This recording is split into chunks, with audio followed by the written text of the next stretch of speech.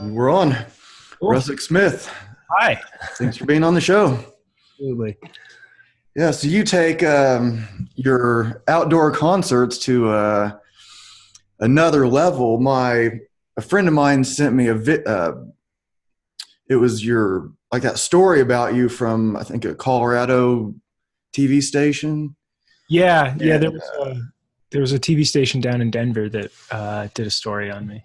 yeah, he knows I'm always like climbing trees, and I have like a group of friends that goes out and climbs trees, and he's basically like, check this dude out. And I'm like, oh, cool. So it's like I'm gonna have to get him on the show.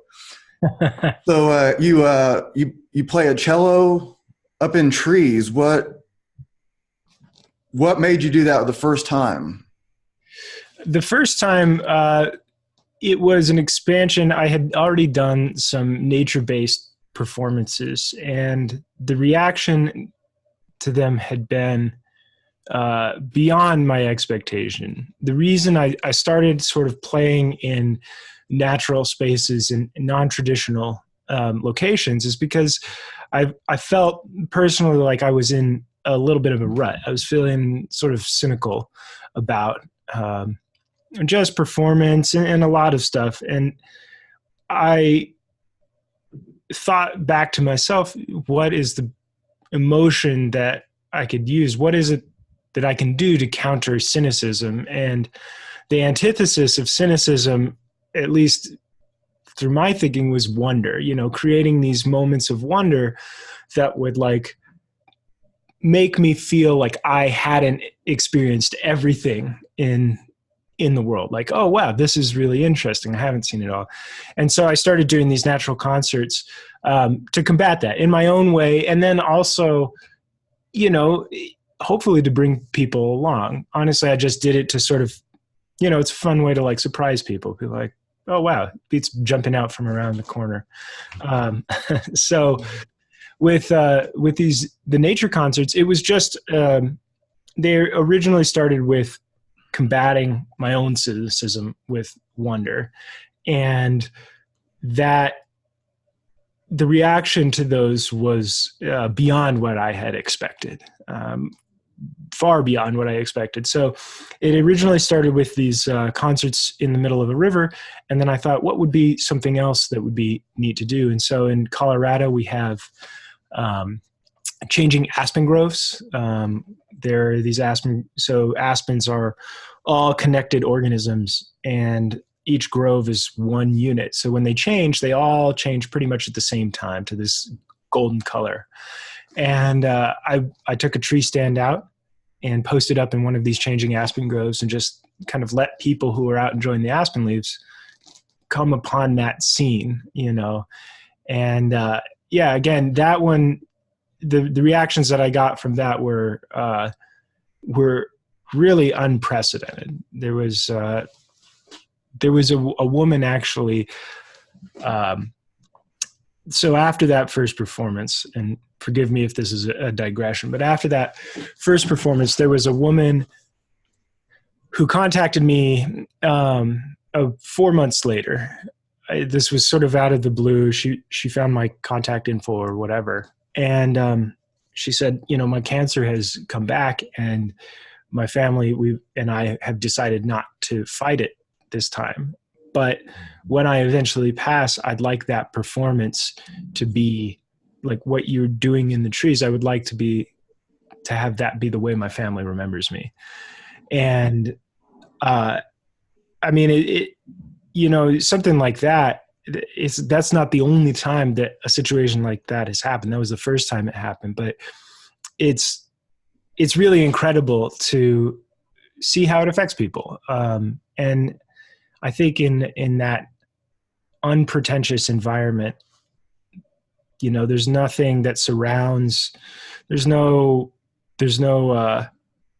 concert hall, there's no tickets, there's no any of this other formalities that surround the performance. And I think as a result, people leave their expectations behind them and they say, we're going to go see a cellist in a tree. Like, I don't know what that's going to be like, but we'll see. and so they're more open when they sit down. They don't have any of those preconceived notions when they sit down to listen, and as a result, the music seems to resonate at a deeper level. I don't know that I expected that when I first started doing these. I thought it was just a way to, kind of, again, just combat that cynicism, but it's really taken off. Yeah, it's really interesting. So with the woman that had cancer, what did you do? What do you mean that's how she wanted to be remembered? What did you do, a concert for them, or? Yeah, so what happened is she just, she said, I don't know when I'm going to pass, but can we think of a place to have a concert that my family and friends can come and see you, and that will be my memorial service, or my celebration of life. And so it really was just a performance. Like, it was, and she said, well, what would you want in compensation? I said, I can't capitalize off of that. That's not something. So there was one night, I thought, I haven't heard from her in a while. Maybe I should get in contact with her and just see how things are going, and, how she's doing and everything. And, but it was sort of later in the evening, and the following day I actually got a call from her son that said that she had passed. And so we sort of, I think the next week, we had her service on the shore of a lake. Wow, that's pretty heavy. Like, obviously it's a memorial service, but like, what's that scene like? Like, how many people are there, and are they at a concert, or are they at a memorial service, and then you're like just like playing over there? You know what I mean? Are they like talking to each other, or are they? No. So we came to the decision that, just for the sake of accessibility, for some of the friends and family, that doing it out on a trail would probably not be the most logistically reasonable. And so there was the shore of a lake in Evergreen. And then we had originally, they had said, we'll have everybody will come down and sit in these chairs while you play, and listen to you, play some, they'll come down, listen. The son said he would say a few words, I'd play a song, and then her friend, who was actually with her when they first saw me, would say a few words, and then I'd play and people would sort of depart. And it actually turned out, but it was focused around the performance, which was an incredible honor. I mean, to be able to serve, a family and the deceased in that moment is an incredible honor. So I ended up playing for probably 45 minutes. And I would put lots of breathing time in between each piece that I played, so that if people needed to get up and leave, or if they wanted to go, like, it wasn't awkward. It wasn't like, oh, this is part of a concert. But it was probably one of the heaviest situations I've played, because, I was sitting there playing, and the family is, maybe 7 feet away, probably 50 people or so, and everybody's grieving. And I'm just trying to act as a conduit, in that moment. It's not about my performance. It's not about me. It's just about, a conduit between the family and the deceased. It was a very moving moment to be a part of. I again, like, I never would have expected to play that role, but it was me as directly the service, which was very moving.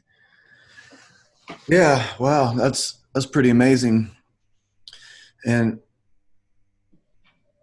yeah, I would imagine that that is a pretty heavy scene there, trying to like keep it together while you're. Did they like? Did she want like particular pieces played, or was it just like do your own thing, improv as you go, or? Yeah, it was my own music. Generally, when I perform, the compositions that I perform are some of my own pre-written pieces, but also improvisational and sort of trying to play appropriately for the moment in which I'm performing. And so she wanted just what I sort of embody as a musician, tonally. There was no like set pieces. She said, what I saw in the forest that day moved me. And that's what I want to be the service. And, I think that that first one up in the Aspens was, that was largely improvised, probably with a few, of my own compositions pre-written, but largely improvised. So yeah, it was just, I think that there's a certain, I am not a traditional classical player. And so I think that there's, there are a lot of people who are really brilliant cellists who play, very technically precision and they're great at classical music, but as a player, that's not me. And so for myself, I just usually try and figure out what's right for the moment and play to that moment. And people always respond, it always strikes a chord. And that's what I'm there to do, just to play for the moment. Yeah. I would imagine, like, I was just thinking of like you playing up in the trees and maybe you're improvising or whatever. Maybe the wind starts blowing harder, so you start playing harder or faster, and then the wind calms down, and you're like, is that kind of like what ends up happening sometimes? Is you're kind of like whatever the like around you, or you hear like is there some like the stuff around you inspiring the improvisation? Is that the kind of stuff that happens? And yeah, certainly. The trees, when the wind blows, particularly in the trees do move. And it's something that I think a lot of times if you're out in the forest and you feel a breeze and you're just kind of looking at eye level, you don't see that sort of movement in the trees. But if you look up, particularly in smaller trees, it of course depends on the tree, but you can see a lot of movement in the canopy, and that translates down through the rest of the trunk. So when I'm up in the tree, I definitely feel that swaying. It's prevalent. And so part of that is interpreting those moments. Like you said, with the wind blowing, with the river performances, that's in duet with the river. The water is constantly making a sound. And so I always like to tell audiences towards the end of the performance, you might not have realized it, but the river is also making its own small performance while I'm out here playing. And so, taking in the rhythmic and tonal qualities of each scene is something that I absolutely try and do. I think it makes each moment and each location its own unique performance and its own unique song. It's only challenging when, say, like a squirrel starts chirping and it's out of time with what I'm playing. That's been a challenge in the past, but it's kind of fun to try and like start to shape the music into that moment as well. has there ever been a time where you think like the birds are singing along with you, or you think that like, does that, like, instead of you playing along to them, have you ever felt like they're starting to play along to you? I would like to believe so, I guess. There's with the tree concerts, usually I'm pretty much focused on what I'm doing and sometimes looking out. But I do know, because people have usually mention it, different occurrences. I know with the river, so I've had this long running performance series with those river concerts at the Way Festival in Breckenridge. And I do a set generally around 8 o'clock and one around 10 o'clock. So one's sort of at the dusk in the evening and one is at night. And at the dusk performance, all of the swallows come and they start swirling around the river. You know, they're looking for food, so it's not all my doing. But they're all these birds down there. And then the night performances, I know you can actually see the bats skimming the water. And I've had like foxes come and like listen to those. So, I mean, when people mention that to me, because usually that's sort of the stuff that those are small details that I kind of will pass by me because I'm somewhat focused on playing. But when people mention that to me, or they'll show me a picture or a video or something, like it makes me feel kind of like a Disney princess, you know, like, oh, the forest animals are here. Yeah. So you said you're not like a typical kind of classical player, but did I read that you had classical training? Yeah. So I started, I mean, cello isn't something that you generally get into without having a formal background in it. What I play now is not like the traditional repertoire. But when you start cello, you do have to have someone to really guide you. So I started when I was 9 and had private instruction from a woman named Barbara Thiel, who was my cello teacher when I was a kid. And then from cello, I kind of moved into the electric bass and had learned a lot of jazz studies through the bass with a fantastic bassist named Matt Skellinger, who's still actually active and writing great music in Denver. Just one of the coolest musicians I know.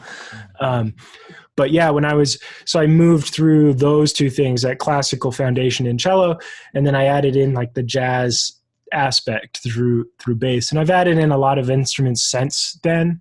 But there was like a formal foundation, you know, cello without having frets, you know, without having, you know, like keys with a piano that you can say, I press this key and it's a C.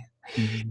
It's very challenging. It's very challenging to sort of pick up on your own. So I don't know any cellist who hasn't, you know, had someone that's kind of been there guiding them through the process of learning. It's a huge pain in the butt to learn. I'm not going to lie. Like, I'm 23 years deep in cello and, you know, I'm a constant student. I don't think I'll ever be as good as I want to be in my entire life.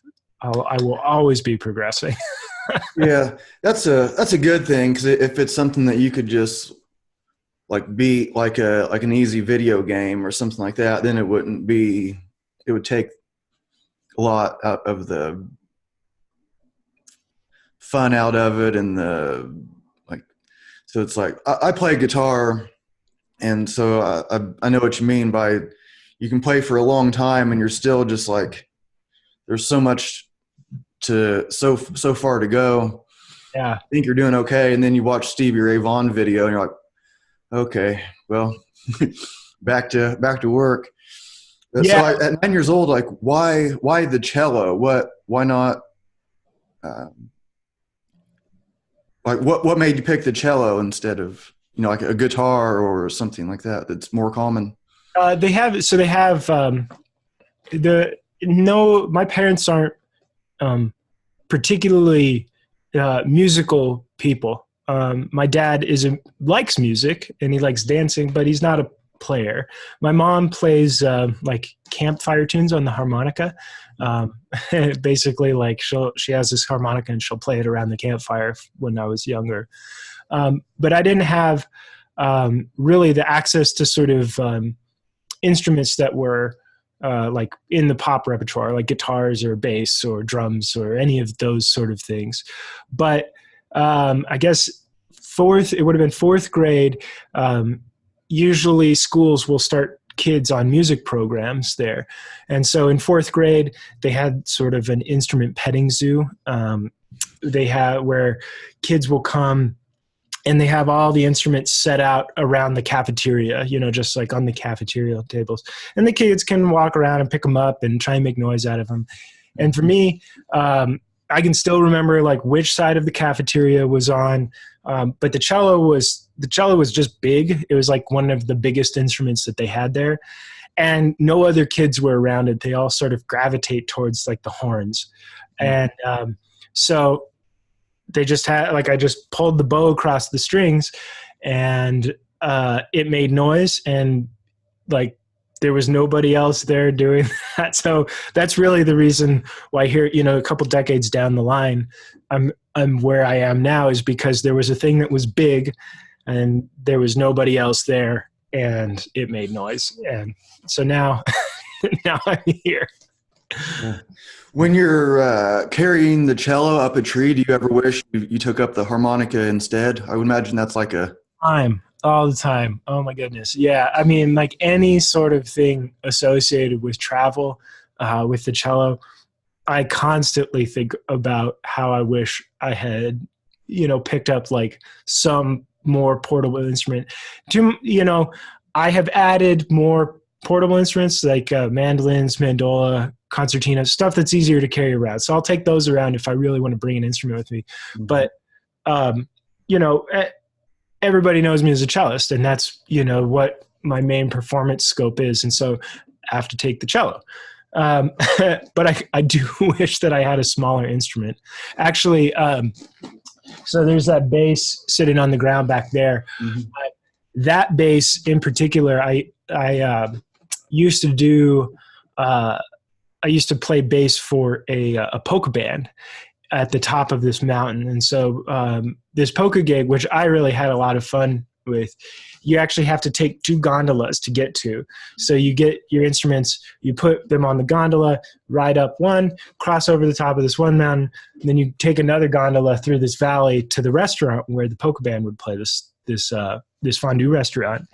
And getting the bass onto those gondolas, like the cello is kind of difficult, but it's no bass. Like the bass, that's the challenging one. One of those gondolas, you had to fit it in diagonally. The accordion player would climb in, and then we'd put the bass in, and then I'd step around over it onto one of the other seats and we'd ride. So it's like second tier level of pain in the butt for transportation. But yeah, in the tree, I think, I have a friend who's a bassist who's actually like, hey, can we figure out how to get a bass up into the tree? I'd love to play with you sometime up there. So maybe, in the future, we'll see a whole orchestra of tree musicians, all of us up there with our own instruments.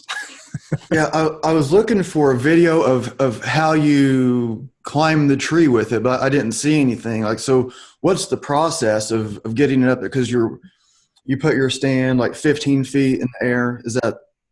Yeah, between usually I'm up about 10 or 15 feet. Anything more than that, it's just not visually appealing. So if somebody walks up to the tree, within a good distance for the performance to be audible, if I'm up higher than 10 or 15 feet, they're mostly just seeing the bottoms of my shoes. So it's not that like exciting. So 10 or 15 feet is kind of that sweet spot. And the way that I set up everything is I will rig the tree stand from which I play. I'll rig that using a sectional ladder that I'll bring with me, and a climbing harness. So I'll do all that rigging work, not in show clothes, not in like with any of that. And then while I'm up there, I actually attach, so I'll tie a rope around the trunk of the tree. It's actually the old 4-sheet from the Mystic Whaler. It's probably 1.5 inches in diameter. So I'll attach that around the tree, strike the ladder. So then when at performance time, I'll climb up the rope because the rope hides behind the tree. And then I'll either haul the cello up by another line that I have attached to it. Or if it's appropriate, like someone will kind of like tiptoes hand it up to me. It's a durable cello. It's definitely my adventure cello. So that one, that's usually how I get up there. And part of the sort of magic, I think, of the performances, particularly for people who just happen upon these instances, is that they're like, well, how did he get up there? Mm-hmm. So if the ladder is in the visual field, like it you're like giving away the magic trick. And so part of it is like getting up there and being up there without people obviously seeing how that happens. And sometimes if I'm running with, if I have other people who are helping me, we won't rig the rope.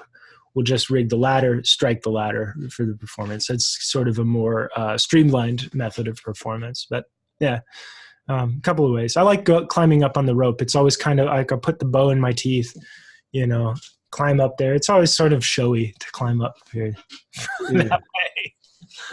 Yeah, that's pretty cool. So you mentioned the Mystic Whaler. So I saw on Facebook a picture of you on the Mystic Whaler, and I thought, well, that's pretty cool, because I wasn't expecting that. I'm looking into you, and there's usually something more to people than what the obvious thing is. Like you play a cello in a tree, but there's always like something else that's not always like front and center. And then so I saw that thing about the Mystic Whaler. So what was that all about? So the background of that is I went to school for recording engineering, and I was working in some recording facilities around the Hudson Valley. And around that time, I met somebody who knew the captain of the Mystic Whaler, John Edgington. And so he said, why don't you come and help out? And, if you paint something and help us kind of like uprig the boat in the springtime, you can sail down Long Island Sound and around Manhattan and all that. And so I said, oh, okay, yeah, I'll see what that's about. And so I went and did that and really felt like this super strong connection. I was like, oh, wow, I had never been on a boat that big. And when a tall ship jibes, particularly with fore and aft sails, it seems, if you don't know what's going on, it seems like something is going wrong, because you have these huge, essentially just trees they're just swinging across the top of your head. And it was really thrilling, and I really felt a connection to it. And so when I eventually I started to like burn out, in recording, and I decided, I want to go do that. And the Captain Edgington had said to me, if you ever want a job, just let me know. And so when I started to sort of feel like I needed to get outside of the studios, I called him up and I said, I'm ready to come work for you. And that ended up being a couple years and a couple different boats working on just traditional rigged sailing vessels. So are these businesses, or are these guys just out having adventures, or what is it? So tall ships, they have a variety of ways that they sort of stay operational. The Mystic Whaler in particular, during the springtime, will do environmental education as part of the Clearwater program on the Hudson River. So anybody that's familiar with the Clearwater, which was started by Pete Seeger back in the 60s, it's this old Hudson River sloop.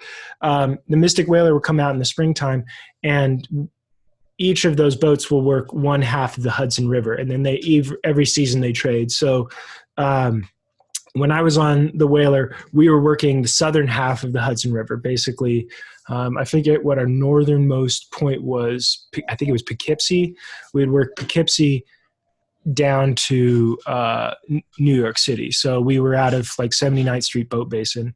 So a lot of environmental education for kids.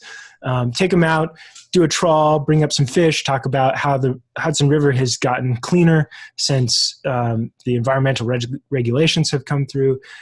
And then after that, during the summer and fall, there's that boat in particular would run programming, passenger work, but also educational sales, and really just kind of like a mix of things, but primarily passenger related work, taking people out to sail to different islands, like these 3-day trips, or doing like sunset cruises.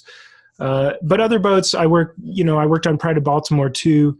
That we were a goodwill ambassador for the Port of Baltimore and the state of Maryland. So we would actually go to different ports and act as ambassadors. All of us on the crew were certified tourism ambassadors for Baltimore. So we would go to different ports. We'd host dignitaries.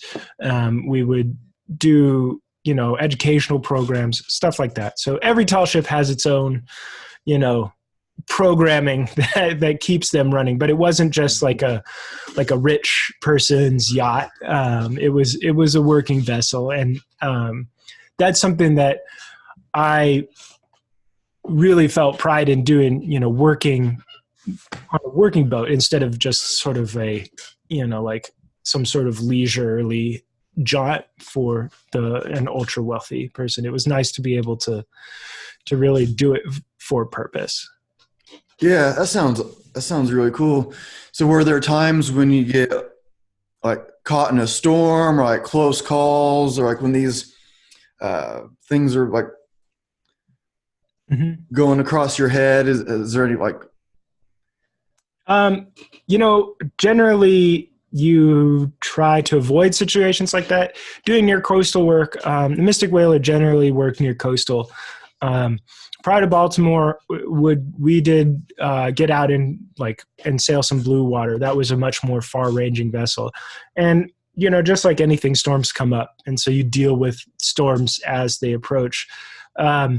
When you're out in the middle of the ocean, there's no like going into harbor. You just kind of like deal with whatever's coming your way, and that's it can be difficult, and it can be.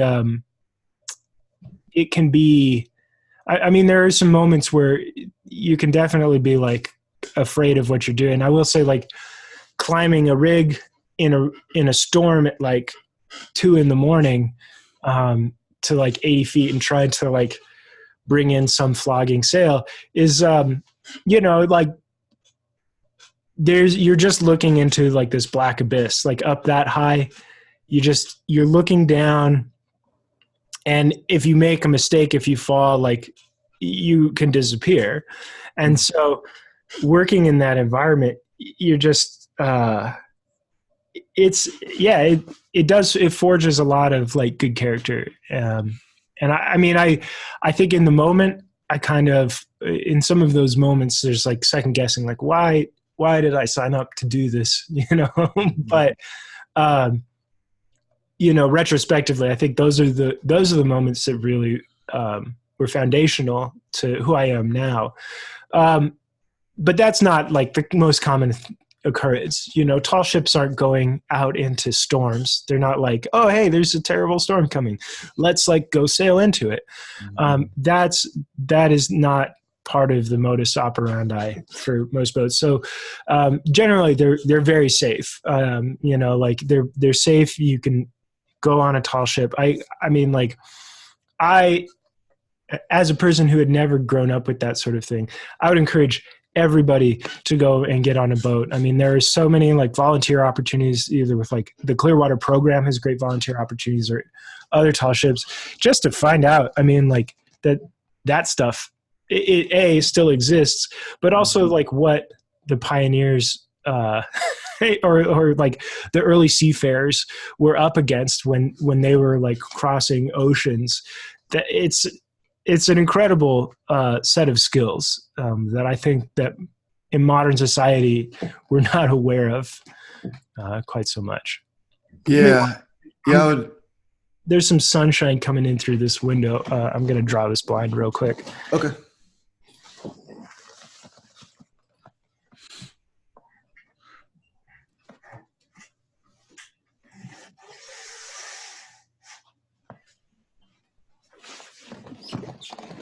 Here we go.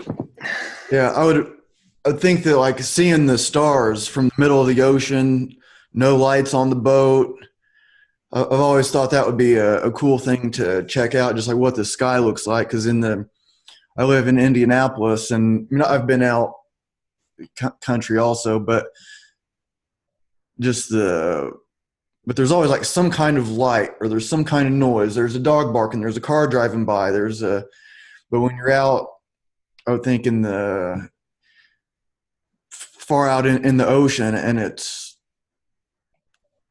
nighttime, I would imagine the sky looks just unreal. It'd be something that you only see out there. Yeah, I mean, it's pretty cool, that when you could see the entire sky from horizon to horizon. I will say, like, Colorado, we have a lot of great stargazing. So that wasn't for me as someone who's grown up in close proximity to places with low light pollution. What was most fascinating to me about being on the ocean was actually the bioluminescence, and watching. When you're under sail, there's no engine. There's not with modern shipping, there's an engine constantly going. There's a generator constantly going. So even if you're in the middle of the ocean, there's still noise. But under sail, it's quiet. It's just you hear the ocean, you hear the creaking of the boat. And then when you go down to your bunk, the ocean is like right next to your head. And there's just, just the ceilings and the water. So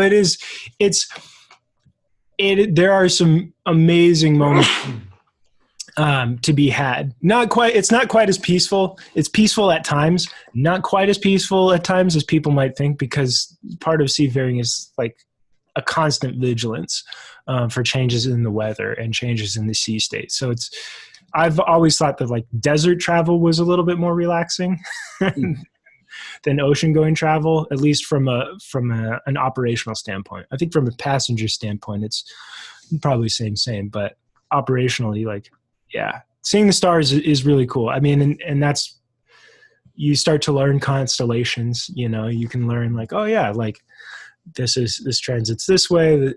Learning the constellations is a lot of fun. Were you learning how to navigate by the stars? Not generally. So navigation using an octant or a sextant is still used as a backup.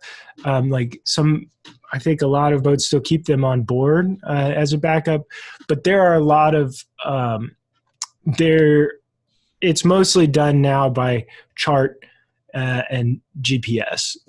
You will take regular plots, on your charts to track your progress. And even in more modern vessels, it's not even done with paper. It's just sort of with the computer. And that's generally the way it goes. It's not quite like, yes, Polaris is that way, we're heading this direction. It's more modern these days.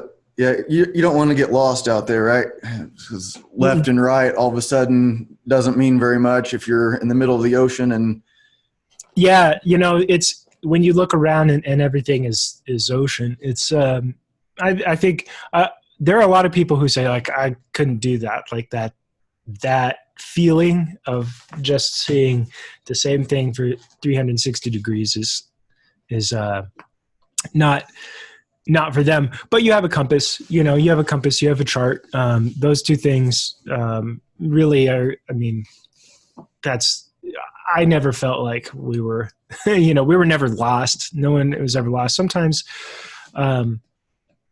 ships have trouble at sea. The original Pride of Baltimore was laid over in a squall in a microburst event and down flooded, and the crew, the surviving crew spent a couple of, I think it was 3 days in life rafts until they flagged down a passing cargo ship with a flashlight. And that was in the mid 80s. So it's not unheard of to be stranded at sea, even in modern era. But you don't want to get lost. The ocean is not a place to get lost. Yeah.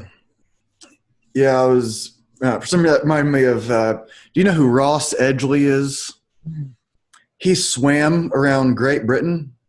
Oh yeah, I believe I've seen some of the video from that. Yeah. Yeah, so like he was, like there were times like they had, so they have, you know, the professionals that they know the waters, they know the currents, they know this, and even though they're professionals and that's what they do, that's not necessarily what actually happens when you're out there. Mm. And so sometimes he's like swimming and he's trying, but he's not going anywhere, or he's trying to go this way, but he's current's taking him that way. And that's not what the science says is supposed to happen, but that's what's happening. And so he, but so like with like the ships and stuff, does that ever happen where you're like looking at the like charts? This is what this is the direction we're supposed to be going, but that's not what's happening. Is there? I mean, I don't know anything about sailing, obviously, but I wondered if like you're really trying to go that way, but you just can't. Well, you know, with navigation, good navigation accommodates some of those changes, particularly with sailing. When you're under sail, you're at, you know, not just the whim of the sea state or the current, you're also at the will of the wind. And so, you know, depending on what point of sail you have relative to the wind, it will affect which way your boat is going. So if you're trying to sail, let's say like straight this way, but the wind is coming from that direction, you always have to be going in a zigzag pattern towards the wind. And so good seamanship and good navigation generally accommodates for things like current, you know, things like the wind, the weather, the sea state, and constantly keeping track of where you are through plotting your course on a chart. Theoretically, you're going to see if there's some sort of problem and accommodate that problem in your course setting. So if there's a current, say, that's pushing your boat this way, but you're trying to get over here, you're going to accommodate for that current by pointing your boat here. So by the time the current is pushing you, but you're going this opposite direction, you'll get to your destination. And that's, you know, those are seamanship skills that are learned over time. That's something that, you know, people have been trying to accommodate for hundreds of years. There's such a rich history in seafaring that goes back and just trying, you know, the sea is not man's domain. You know, it's not the domain of humans. And so you really, all you can do is learn how to accommodate its rhythms and its patterns and the fluctuations. And if you're diligent, you know, you'll get to your destination. But like, you know, like in that documentary, stuff comes up, you know, like it's still the ocean. Strange stuff still happens. You know, you still have things that will present unforeseen challenges as you're trying to make it from point A to point B. Yeah, it's probably a good like metaphor for like the rest of your life, where you want to go this way. This is what you want to do for a living. This is what, but the universe is like knocking you way off course. You got to figure out how to set your metaphorical sails to stay on track when it seems like so much is fighting against you. When you're out there, are you keeping a journal? Like because you were out, what was the longest you were out? Like just on the port to port, probably. We didn't do too big of stretches, maybe like 10 days. I would sign on for 6 or 9 months, but the boat, you know, the boat's job is to be interacting with the public. And so unless you're really trying to get to a different continent or something like that, the ideal is to go and hit as many ports as possible so that you can actually like be visible and be interacting. You know, a tall ship in the middle of the ocean is great for everyone on board, but ultimately that's not what drives it from a sustainability standpoint. And so, yeah, we were generally closer to port. So like 10 days out, which is not a long time. My wife is still a professional mariner. She actually works for the National Oceanic and Atmospheric Administration. And so she will go out on modern vessels for them for much longer periods of time, 3-4 weeks. We're in there. And that's, that they'll do survey work where they're just kind of making zigzags, called mowing the lawn. They just make zigzags back and forth while they chart the bottom of the ocean. And so that, for me, it wasn't out. We weren't out 10 days, you just kind of fall into the rhythm of things, but that's not too far out, really.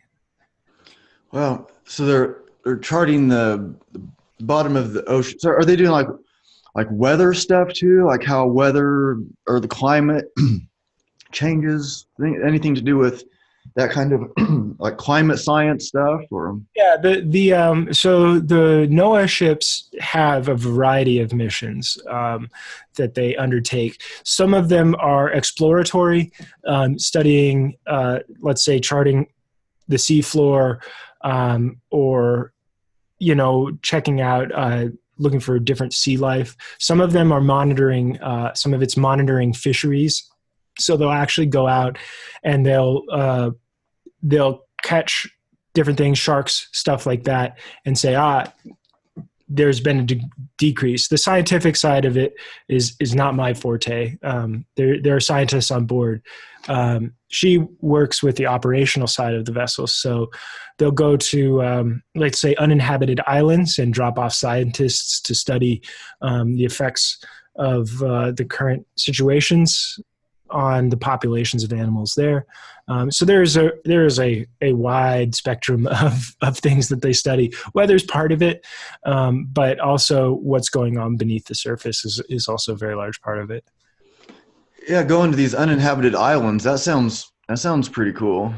It does. I haven't. That's not what I've done. She, in those instances, she only is able to take the scientists up to the shore. She is not allowed to actually get off of the small boat and onto that land. That's specifically like only for scientific study. So she said it's very cool to go up and be in those areas, but she could never legally step off the boat and go onto the island. Huh. That's interesting. Yeah, I mean, and really, it's to preserve. They're there to preserve the habitat for the animals. Oh, yeah. And so, keeping human involvement and human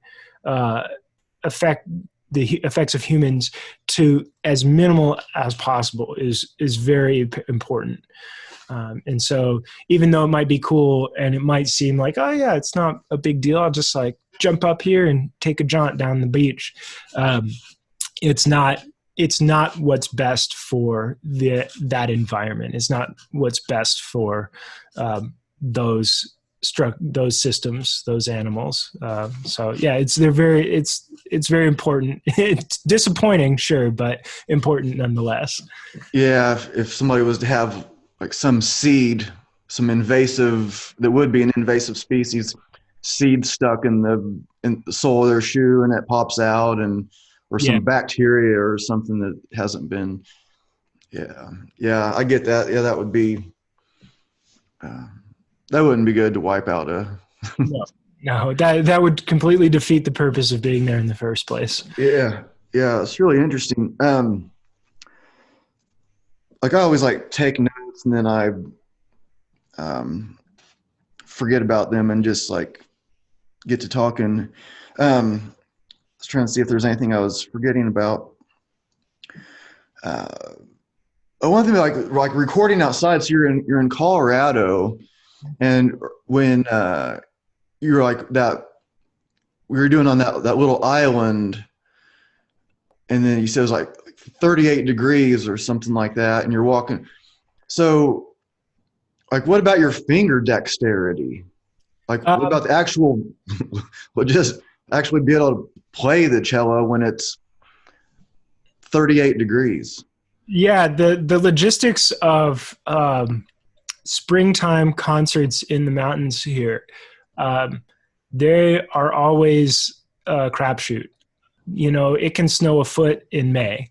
When the instance that you're talking about, so this would be the end of May, beginning of June when that happened. So for lower elevation places, that's very solidly springtime. You know, those are getting to be warm temperatures. But that actually, the night before I came to do my setup for that performance, it snowed 4 inches. So I was actually, you know, wading out to the island and trying to get the snow off of the island. And the air temperatures, I think 38, the water temperature is like 36. It's cold. But the way to accommodate those situations, particularly from a playing standpoint, what I'll do is I will take gaff tape and hand warmers on the insides of my forearm.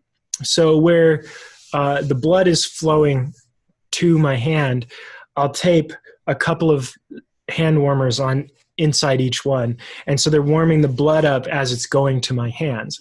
It's not perfect. It's not like playing in the summertime, but I can still maintain feeling in my hands down to that 38-degree mark. And my cello, the cello that I use for those performances, is a stalwart instrument. If there are any cellists that are watching your podcast, they'd be, you know, I've gotten this a lot from other cellists they'll go, I'm really worried about that instrument. But the one that I use for that is a very hardy and it's just a stalwart instrument that I've had for a long time. I've played down to 0, which is not a temperature that I would recommend anybody to play at. But I've done it, and I don't know that I'll do it again down to that temperature. I think 38 is really about my limit of, like, you know, reasonable performance at that temperature. It's also, you know, like, it's hard for people to sit stationary for long periods of time at that temperature. But it's possible. It's possible to walk through a 36-degree river to play the cello in 38-degree weather at nighttime. You can do it. It's totally possible. Yeah, I would imagine, like, all the mental toughness and the, like, concentration that you develop from being 80 feet up, messing with sails on the, imagine, like, just that kind of experience and training. And then when you're like, actually, I can still concentrate, where you're not just telling yourself some kind of unpleasant story the whole time.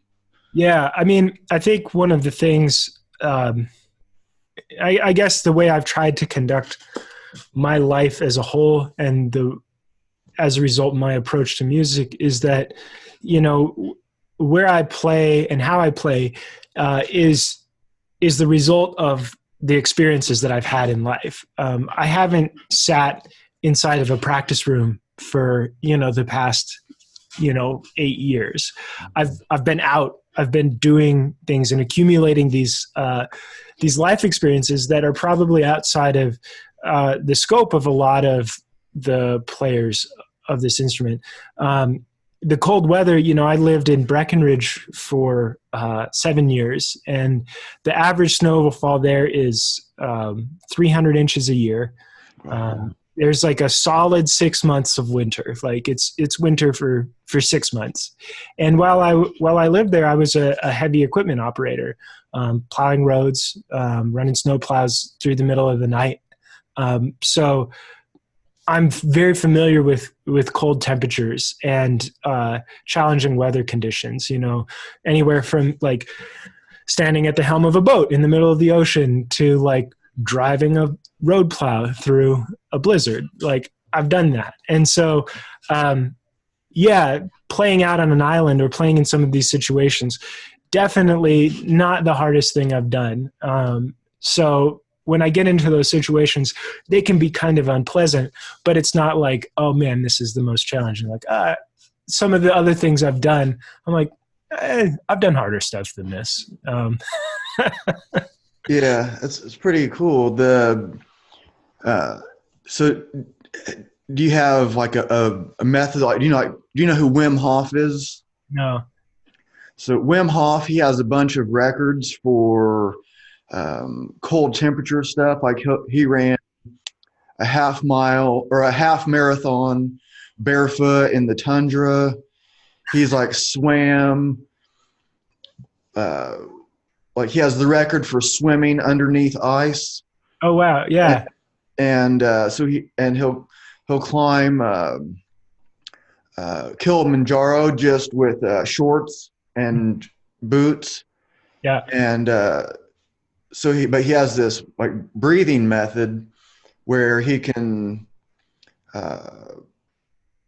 withstand extreme cold temperatures. He does heat stuff also, but he has like this breathing method, and he teaches it to people. He's like, anybody can do this if you, but it might be. I mean, it sounds like you already have it figured out, but I don't know if I have it figured out. It's like, I think it's just a matter of fortitude on my end. I don't have a method where I'm like, oh, this is pleasant, and I've never been like, oh yeah, this is like being at the beach or whatever.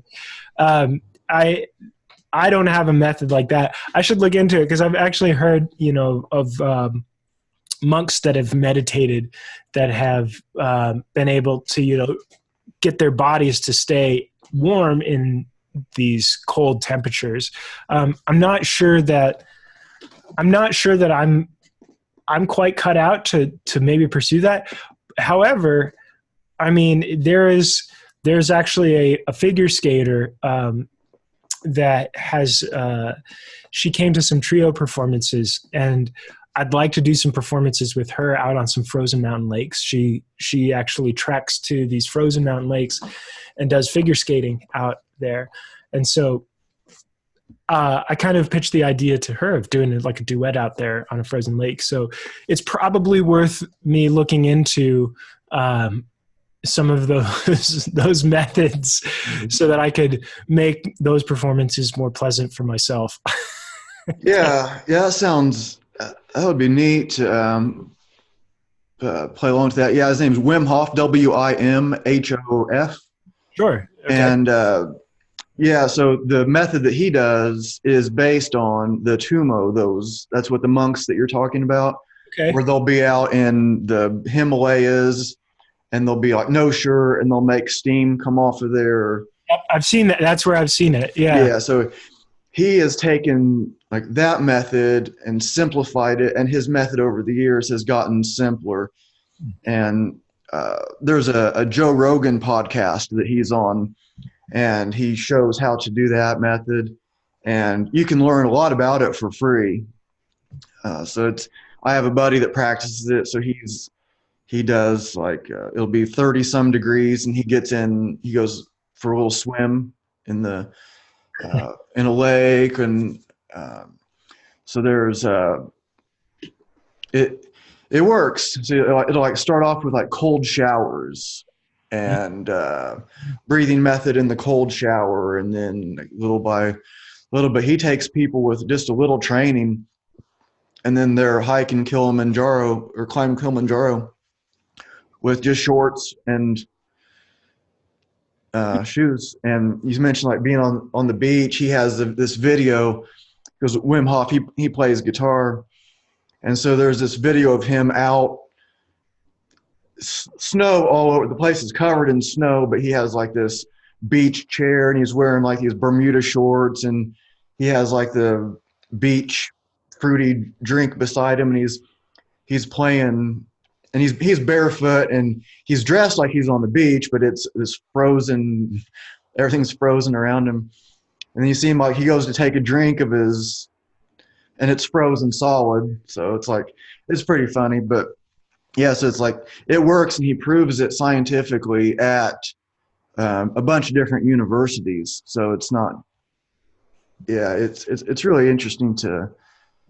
I'd like to pursue that because I'd really love to perform on an iceberg. That's like something. There was actually a pianist named Ludovico Einaudi who did a performance on an iceberg, and that is really that's a really fascinating concept to me, to play in one of those spaces. So I think, yeah, I think that I'm probably like going to end up doing something like that. Logistically planning it is really just the big challenge, I think. But some of those techniques, I'll look into those because, yeah, I'll probably end up in a situation where they'll be beneficial to me at some point. Yeah, yeah, it's amazing what it can do.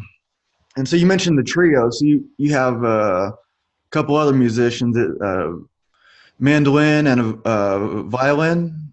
Yeah, the mandolinist is Kevin Larkin, and the violinist is Karen Loffer. After I had done my initial performances up in the tree, I approached those two and asked them if they'd like to come and play with me. And I specifically approached them because I appreciate their musicianship, but also their creative and adventurous spirits. And they agreed. And so we've been performing as trio, just sort of like every now and then, because we all have our own separate endeavors. For maybe like 4 years, every now and then we'll pick up gigs. I mean, we're all professionals, so we don't have to like have lots of rehearsal time. We'll all write compositions. I think maybe half of what we play in trio is mine, and then those two have also contributed pieces. So we'll write compositions for the three of us, and then they'll climb up there with me and play. And it's a lot of fun because it, with extra musicians, it expands the tonal possibilities of a performance. And so playing with them is a lot of fun. And we're all really good improvisers too. So we'll actually improvise stuff as a trio on the spot.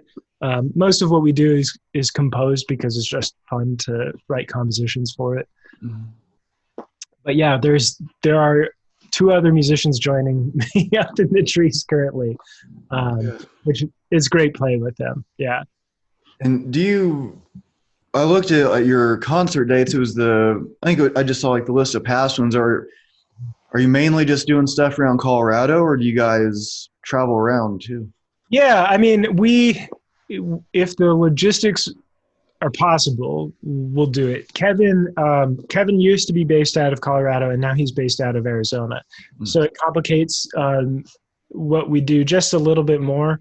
Primarily these performances, these performances have been held in Colorado, but recently there's been attention, nationally speaking, that have had some inquiries come in from really places around the country. I think as far south as the Florida Keys, as far north as Montreal, Vancouver, up in Oregon, Washington, up in Wisconsin. So there's like these, like nationally, I think that there will be more dates. Right now I'm sort of trying to figure out the summer schedule for those things as temperatures get warmer.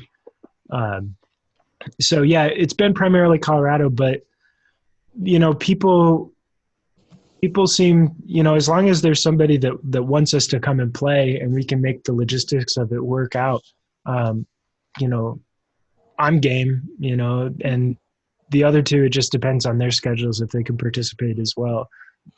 So it's always just, if it's out there, if it's possible, or maybe even if it doesn't seem possible, we'll take a look at it. And like an iceberg. I think if you're thinking like, I think I'll do it on this iceberg. If somebody, there's what your idea of what's possible is probably pretty wide. Have you thought of like live streaming? Do you ever live stream these so people all over the world could? Yeah, I don't personally think of that stuff. Sometimes other people will do it, but there's a lot personally that I'm sort of handling logistically speaking. And so audio and video streaming, I think is a great idea, but has not really been a part of um, my planning process because I've got a lot of other moving pieces, not just, I think if it was just me as like performance wise, if all I had to do was say, walk out on a stage and sit down and play, I wouldn't have to be accommodating so much. I wouldn't have to be accommodating so much other stuff. But right now, my plate's a little bit full. So setting up streaming and audio gets kicked way down to the lowest parts of those. From what I understand, people take videos and share them around like Instagram or Facebook, and that's really cool. It's really interesting to see afterwards. But I should probably get that side of things up to speed because I think it would be good. People have been demanding video and audio of recent performances. Like I played the state capitol a couple days ago for the lighting of the holiday tree, and there's like all of the leadership from the state, the governor and the lieutenant governor, and like all of the military brass are there from around the state.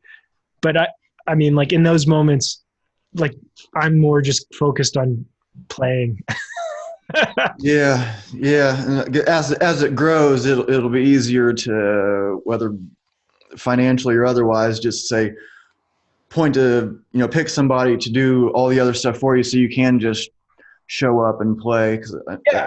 I'd love to incorporate that as part of our performance stuff for trio, as part of my individual performances. We've had some good film stuff in August. There was a group that, I wouldn't say a group, but an artist named Bruce Odland came and recorded some of my solo performance, but he recorded it in 360, both audio and video. And so it was part of this. So it then was projected inside of a dome. So if you've been to like a science museum where they have a planetarium, where you can like lie back in a chair and see all the stars, a lot of those spaces are starting to do like musical performance or projection. So one of those performances was actually projected in a dome. So you look up and it's like you're in the forest and I'm there, and then the audio is in surround sound as well. So I think that as technology sort of gets towards, as technology progresses, I think those immersive experiences, particularly in streaming format, are going to be a lot more common. And I think it would be a lot of fun to incorporate the technological aspect into the natural performances, albeit, getting everything out there and live streaming from a forest or a cave or a river or whatever. That's its own thing. But I think it'd be really cool to do that stuff. Yeah. I think it's getting more and more popular. I was watching like Billy Strings. Mm-hmm. If you've ever heard of him, just a ridiculously awesome guitar player. Yeah. And I was watching his live stream. He had like the first set you could watch for free on YouTube, and then, or you could subscribe for like, it's like $1 a month or something like that. And I've or something like that. What's that? Like on Twitch, or there. I know that there are some subscription channels like that. Yeah. And just like I watched like Grateful Dead live stream, and so I think that's getting more and more popular, and so that would be cool to be able to just press a button and there you are from anywhere. Yeah. And it's interesting, like seeing, like when I see the map of the, like who listens to this show, and it's probably over 100 countries on one of my analytics. It says 99 countries, Oh, wow. and that doesn't count like YouTube and other. So it's probably more than 100.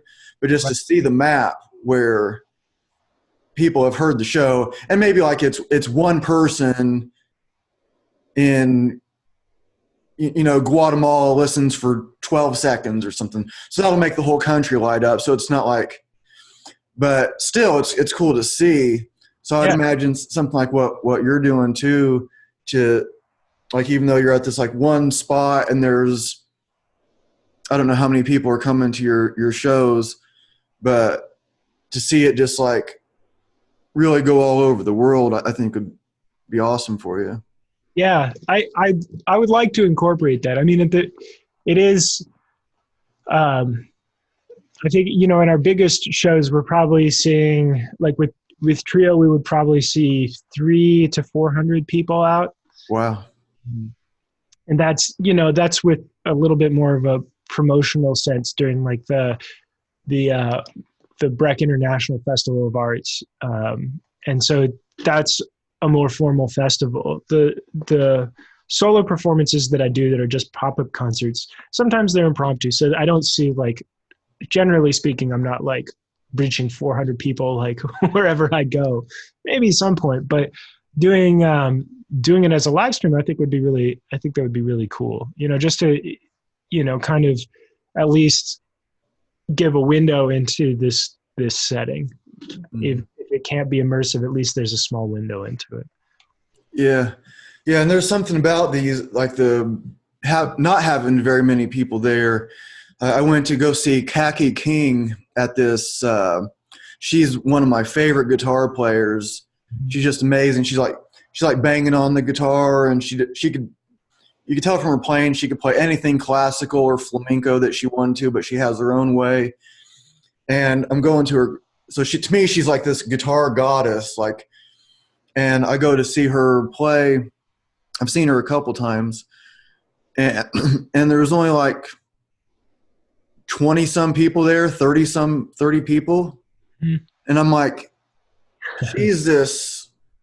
But it was kind of cool, because it was almost like we were just at this, like, it was at this concert venue, but it was almost like everybody was just kind of like hanging out too, because she was like talking to us like you would just talk to your bunch of friends that, like, people come to see you at this party, and you're just like kind of like talking to people. And so it was kind of like that. So it was kind of cool, but it was also like, why isn't this place packed?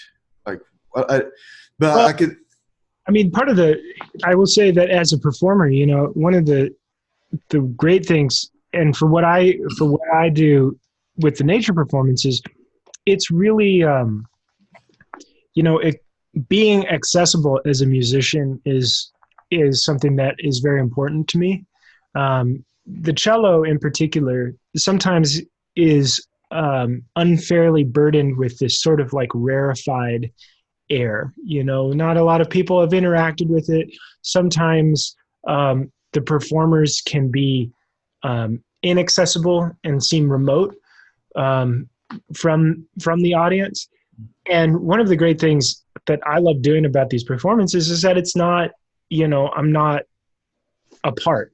It's just one moment that we're all sharing together. And I love interacting, those intimate concerts. I love just interacting with the audience and talking with people.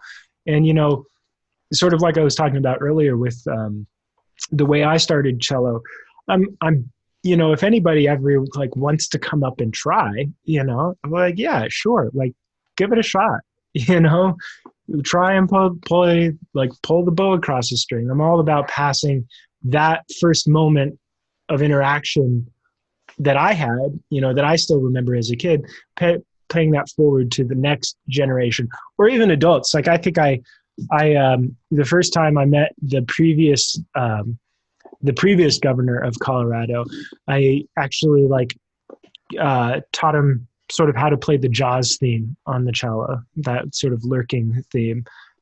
So yeah, those intimate concerts. I mean, I don't think that a lot of, there are a lot of performers out there. We're not, some sort of like mythical behind closed doors sort of people. It's just, it's good to interact with people. I mean, ultimately, at least speaking for myself, I'm out there to connect with folks, to make some sort of emotional connection through, with music, and hopefully they connect to the music as well. Mm-hmm. And so, facilitating that in multiple ways is important. Wherever I go, I'm always about doing like community events, community interaction. That's something that I think is really important.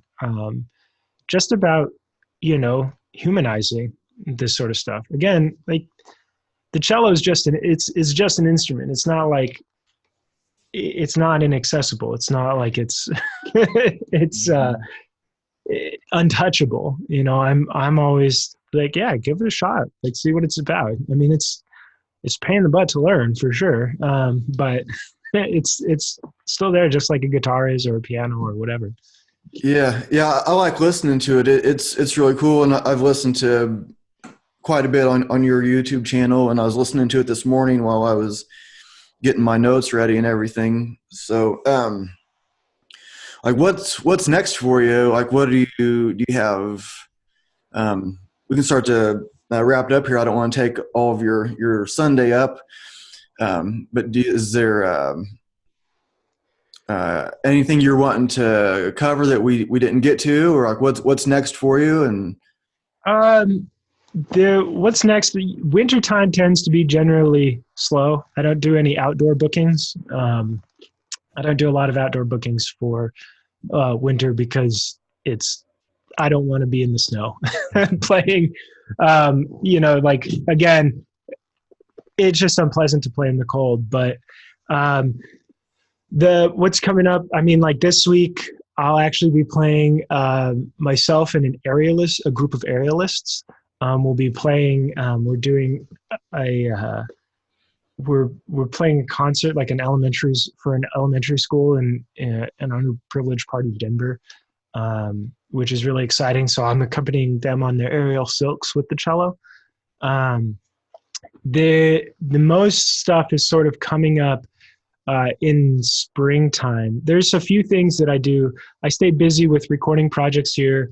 I get involved with other projects as a sideman for bands in lots of different genres and lots of different instruments. So that's kind of how the winter is for me. But the next thing right now that would be on the books, the river performances are coming up in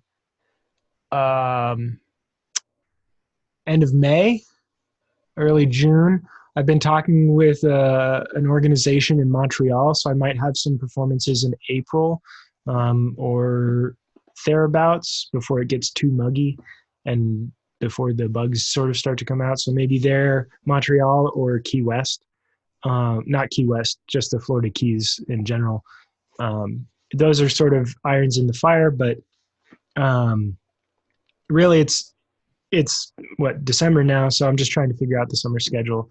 And if the weather's nice enough down here, I do like, I'll go out and just do impromptu sets in places that I like to play. So it's always kind of fun to do like, hey, I'll be out here tomorrow, if the weather looks good, and get people out. Yeah, that's really neat. It's such a cool idea. And just to be out walking through the woods. I spend a fair amount of time in the woods. I'll probably be out in the woods somewhere today, up in a tree somewhere. Oh. And so if I just like hear like a cello playing or something, that would be awesome to check that out. And let's see. Yeah, we can wrap it up here. How do people find your information? Like, you have like your YouTube channel, if you have like Instagram, Facebook. I mean, my handle on all of those is just Russick Smith, RUSSICK, SMITH. I've got a record coming out, probably looking at releasing it mid-January. Sometime. That's all original compositions, cello, bass, mandolin, banjo, and guitar. There are 2 singles from that are up on Spotify right now, and another one on the way. So that's pretty much what's going on over the next couple of months. In terms of contact, I'm always writing small vignettes. Like if I don't have stuff going on, I'll wake up and I'll record new pieces, just as sort of an exercise for myself. But I usually will post those on my SoundCloud or my to YouTube or to Instagram. Those are the 3. So yeah, Facebook and Instagram are the big ones for me, and SoundCloud to a certain extent as well. Yeah, yeah, very cool. Yeah, I listen to a bunch of those. Like there are a lot of them like just a minute and some long. Yeah, just like these like musical ideas, and just it gets summed up nice and easy. It's not like, okay, this song has to be 3 minutes long. It's just that's a cool way to do things. So it's just a snapshot, and I play all the instruments on them. Like it's easy enough for me to, like, I have my own modest recording space here, so I'll do these compositions that are usually about usually either duets to like quintets, and I'll just like turn them out in the morning, like, oh yeah, nothing's going on this morning, record this, like write this composition, and then I'll get on with my day and take care of some of the other stuff that I need to do. So those are always, I don't have a set schedule for those, but they're constant, like it's just constantly popping up if I have time. Yeah, very cool. It's inspiring for me to play more too. I try to play guitar at least like a half hour a day, but I don't always.